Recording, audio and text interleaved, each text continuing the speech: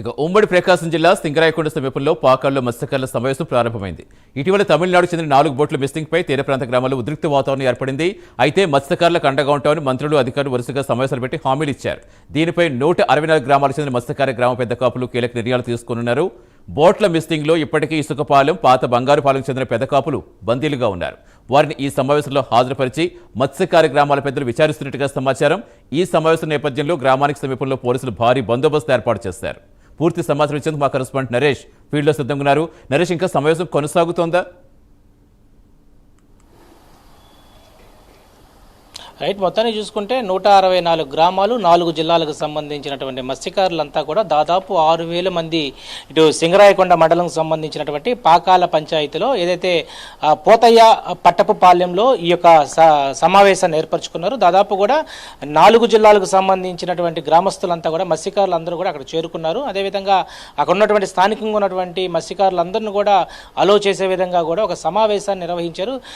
కాసేపటి క్రితమే ఈ సమావేశం అంతా కూడా ఏర్పరచుకొని మరి కొద్ది క్షణాల్లోనే ఈ సమావేశాన్ని పూర్తి స్థాయిలో కూడా పెద్ద కాపులు ఎవరైతే ఉంటారో వీళ్ళకి కొన్ని కట్టుబాట్లు ఉంటాయి. ఈ కట్టుబాట్ల అనుసరంగానే వీటికి సంబంధించినటువంటి ప్రణాళికబద్ధంగానే మొత్తం కూడా మాట్లాడబోతున్నారు. ఎందుకంటే 4 బోట్లు మిస్సింగ్ వ్యవహారం ఇప్పటికే దాదాపు కూడా ఈ యొక్క పట్టపు పాలెలకు సంబంధించినటువంటి అంటే మత్స్యకారు గ్రామాలు 164 గ్రామాల్లో ఒక హై టెన్షన్ వాతావరణం నెలకొంది. ఏదైతే నెల్లూరు జిల్లాకు సంబంధించినటువంటి అల్లూరు మండలంలో ఉన్నటువంటి ఇసుకపాలెంలో ఉన్నటువంటి పెద్ద కాపు ఎవరైతే ఉన్నారో, అదేవిధంగా బంగారుపాలెం చెందినటువంటి మరో పెద్ద కాపు అంటే దాదాపు ఒక 3 పెద్ద కాపులను కూడా ఈ యొక్క ప్రమేయం ఉన్నట్టుగా తెలుసుకోవడంతో వాళ్ళ ముగ్గురిని కూడా ఇప్పటికే వాళ్ళ ఆధీనంలో బందీగా ఉన్నటువంటి పరిస్థితి. అంటే వాళ్ళ చేతులు కాళ్ళు 2 కూడా కట్టేసి ప్రస్తుతం ఆ ప్రాంతంలోనే వాళ్ళ ఆధీనంలో ఉంచుకో ఉన్నారు. దీంట్లో పోలీస్ నో ఇన్వాల్వ్, అధికారులు నో ఇన్వాల్వ్, ప్రజాప్రతినిధి నో ఇన్వాల్వ్.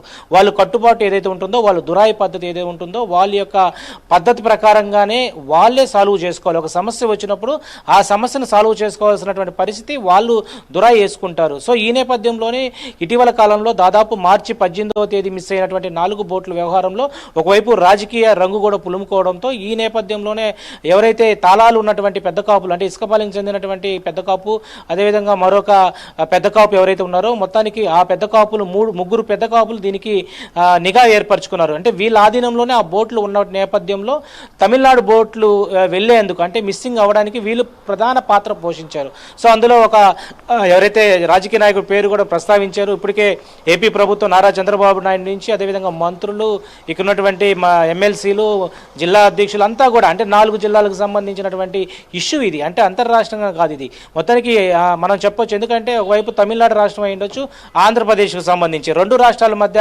సరిహద్దు ప్రాంతాలకు సంబంధించినటువంటి ఒక కట్టుబాటు ఏదైతే ఉంటుందో దానికి అనువుగానే ముందుకు వెళ్ళాలి. అంటే ఈరోజు తమిళనాడుకు సంబంధించినటువంటి అదేవిధంగా పాండిచేరికి సంబంధించినటువంటి కడలూరుకు సంబంధించినటువంటి బోట్లు, మరబోట్లు దాదాపు కూడా 1,80,00,000 రూపాయలు విలువ చేసే పెద్ద బోట్లన్నీ కూడా మన ప్రాంతానికి వచ్చి ఇక్కడ ఉన్నటువంటి మత్స్య సంపదను తీసుకెళ్తుంటే సో వీటన్నిటిని గస్తీ గాయాల్సినటువంటి పోలీసు, మెరైన్, అదేవిధంగా వీళ్ళకి అంటే డిపార్ట్మెంట్ తీసుకోవాల్సినటువంటి చొరవ మత్స్యకారులు తీసుకొని ఆ యొక్క బోట్లు తీసుకువచ్చి ఇక్కడ పెడితే వాటిని వీళ్ళు విడిచిపెట్టడంతో ఒక్కసారిగా కూడా ఇక్కడ ఒక ఆందోళన కొనసాగుతుంది. మొత్తానికి 164 గ్రామాలకు చెందినటువంటి 6,000 మంది మత్స్యకారులు ప్రస్తుతం ఇటు పోతయ్య గారి పట్టపపాలెం వద్దకు చేరుకున్నారు. ఉదయం నుంచి కూడా అనేక బస్సుల్లో కూడా బయలుదేరి మధ్యాహ్నం 3 గంటల ప్రాంతానికి అందరూ చేరుకున్నారు.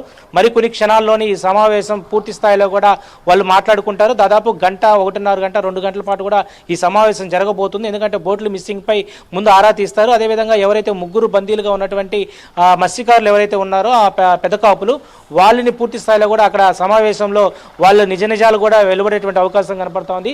సో ఈ నేపథ్యంలోనే మొత్తానికి మనం చూసుకుంటే ఇదొక టెన్షన్ వాతావరణం. పోలీసులను కూడా నాట్ ఇన్వాల్వ్మెంట్ చేశారు.